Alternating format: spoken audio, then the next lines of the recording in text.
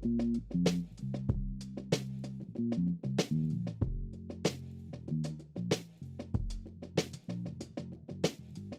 right, so today we're speaking with Franny Tacy, owner of Frannys Farmacy. Welcome. Thank you for speaking with us.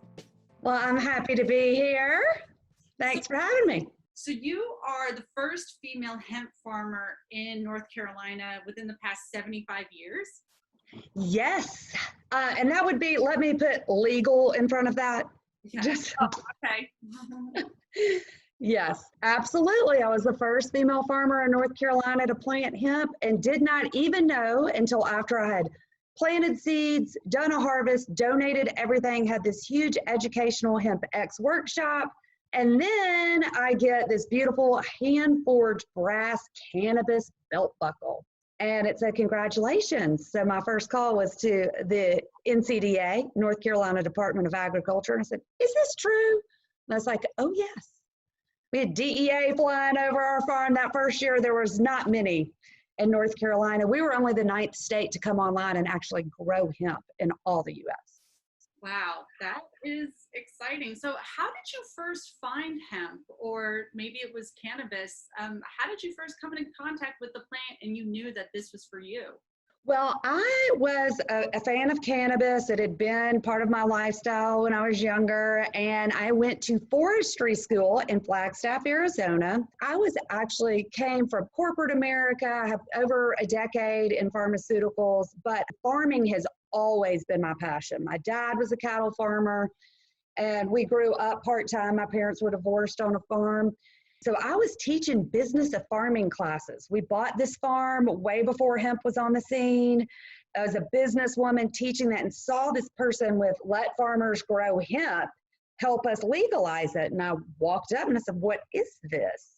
And they said, well, to have a pilot program, because it's federally illegal, we have to raise $200,000, set up a commission, partner with a research university, and get 100,000 signatures. And I said, well, it's about time.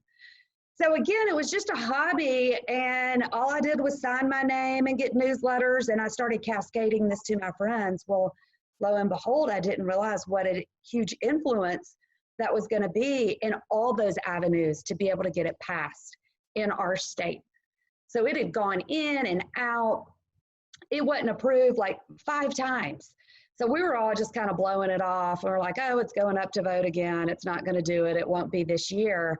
And lo and behold, 11:58, it passed. And the next day we get the call. And so pretty much me, Blake Butler, who's now an executive director of the entire Southeast Hemp Association, who is my partner that we started with, leaped.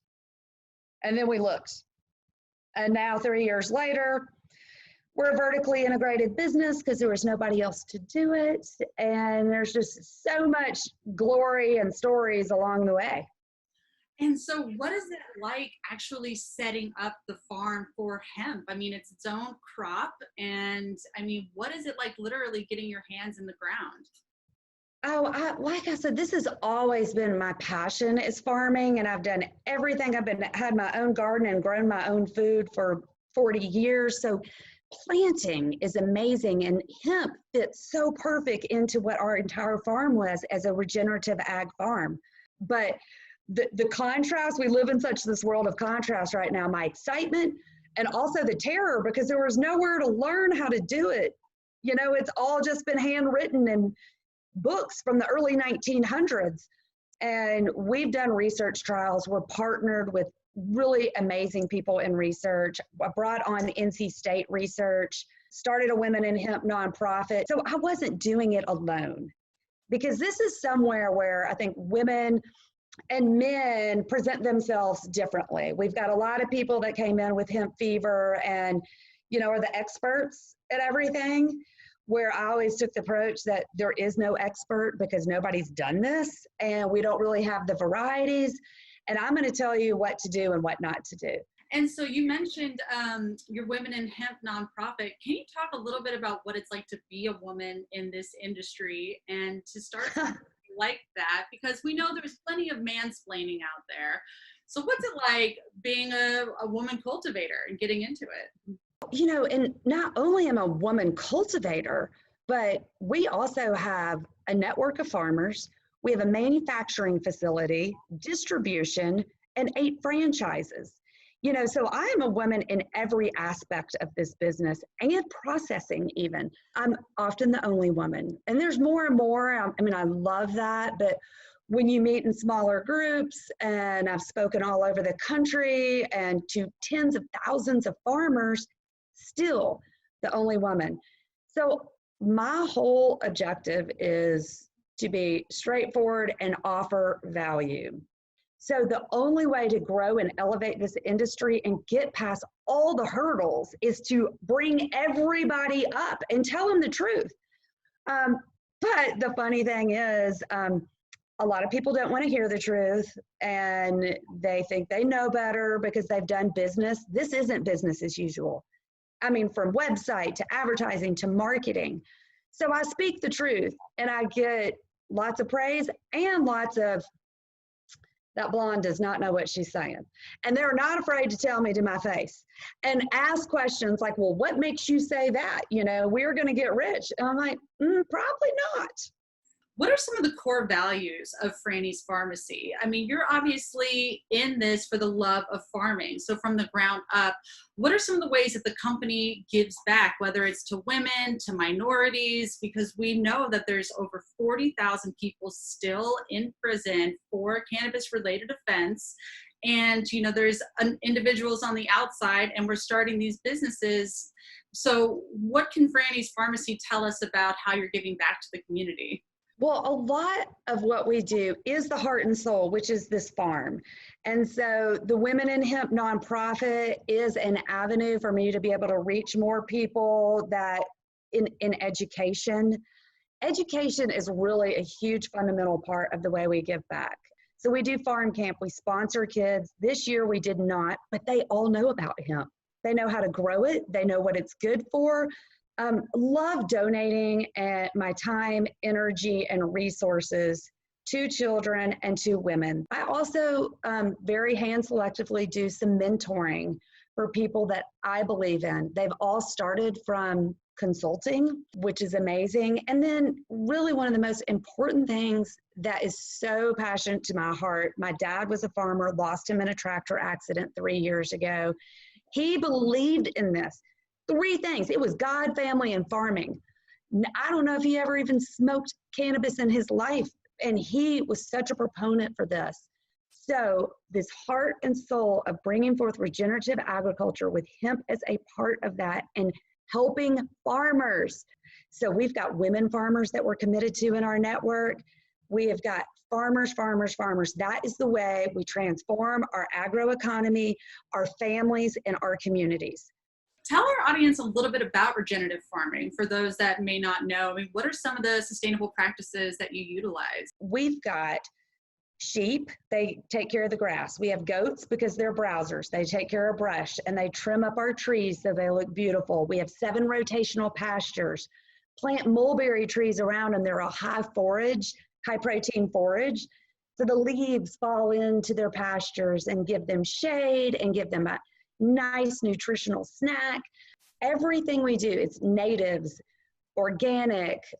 We've got bees, pollinator gardens, medicinals that now we use in our product line. We've got a Utopian Seed Project, another nonprofit that I support, donate our land to, that is great, raising all sorts of native foods. So it's all about the sustainable practices where everything lives in harmony together and helps each other grow and prosper. So when it comes to selecting your hemp plants, do you use clones? Are they seeds? Is there different strains of hemp?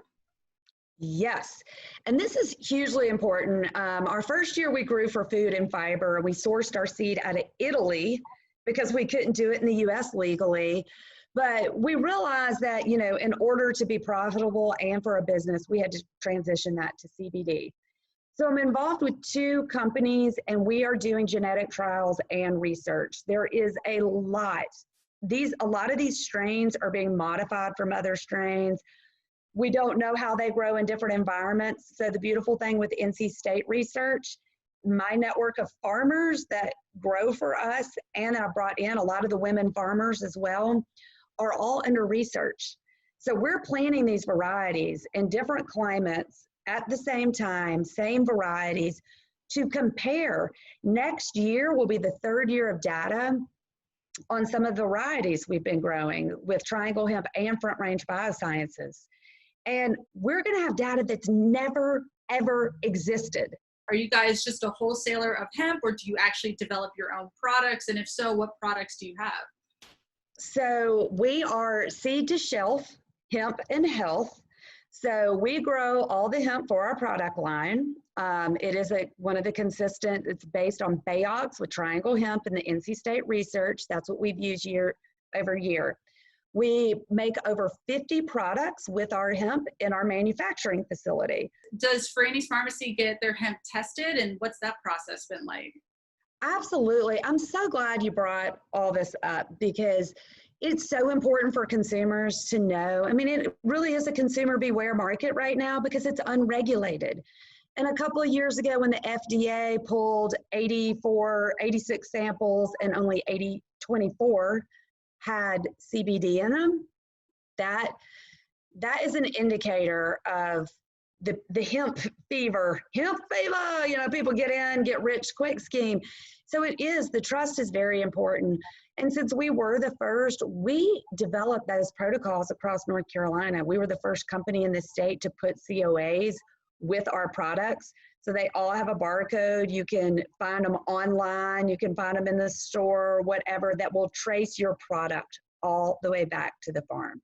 Because we're in research, we get things tested all along the grow season. As soon as they start to flower, too much, in my opinion, I'm like, y'all tested it again, 8 to 15 times. It's a lot. But again, we're using this for more than just checking the box to put it on the product. We're using this to help other people learn what you can expect along the growth cycle with that variety. What's your standpoint on the legal system and cannabis and where it is today? Well, the really positive thing, and this is always me, I will always say the positive, is that it's federally legal for one thing. And we push this. I grew for 2 years with the threats, real legal threats of people coming to burn my crop or, raid it or be burglarized. And, we're very fortunate, but the reason this is legal is because we, the people, made it legal. How many people have gone to prison over this stuff? And it's not about the high, it's about the healing that it offered them. This is what we do. We localize and we make an effort. The government is a huge machine. The only way to move that wheel is a whole lot of people that have the same message. So please, by all means, anybody getting involved, be part of that machine. It is still we, the people, that move that. And we, the people, will be the ones that move this into federal legalization when it happens. You have got to be the ones to stand up and out for what you believe in. And if you, like everybody, knows somebody that has benefited from this plant, then by all means, step up. Thank you so much for what you're doing in Emerald Magazine and just helping to educate and elevate this industry and the integrity of what we're doing. Y'all, I really appreciate what you do. Absolutely. Well, it takes entrepreneurs such as yourself to let us fight the good fight. You're out there, you're in the field. So yeah.